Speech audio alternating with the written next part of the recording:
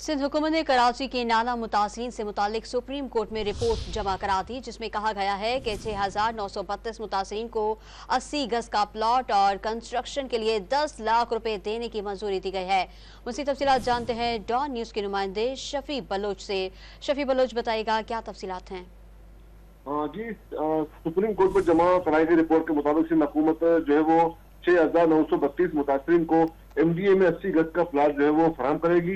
Pakistan engineering council से मंजूर शुदा कंस्ट्रक्शन की रकम भी अदा की जाएगी। और इस रिपोर्ट में यह भी कहा गया कि 28 दिसंबर 2023 को वज़ीर आला सिंध की क़यादत में तमाम स्टेक होल्डर्स की एक मीटिंग बुलाई गई थी और जिसमें तय किया गया था कि 8 जनवरी 2024 को सिंध कैबिनेट ने मुतबादिल प्लाट और कंस्ट्रक्शन की रकम की अदायगी की मंजूरी जो है वो दे दी है।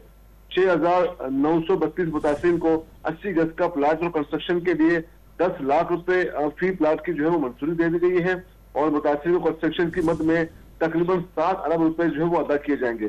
कमिश्नर कराची को मुआवजे की अदायगी के हवाले से जो है फोकस पर्सन मुकर्रर कर दिया गया है।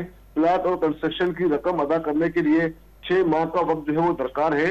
डायरेक्टर जनरल MDA को प्लाट के हवाले से PC1 की जो है वो तैयारी की जो है वो हिदायत भी कर दी गई है।